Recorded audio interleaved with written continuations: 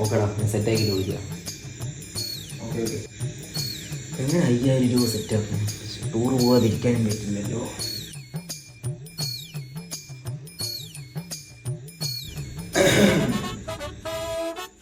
അവിടെ വീട് 5000 രൂപ വേണം.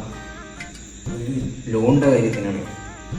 വീട്ടുകാരനെ ബുദ്ധിമുട്ടിപ്പിക്കണ്ടെന്ന് പറഞ്ഞിട്ടാണ്. ഇല്ലേ? അടച്ചു ഒരു 5000 രൂപ ഇല്ല. അവിടെ ആദ്യം 5000 രൂപയില്ല.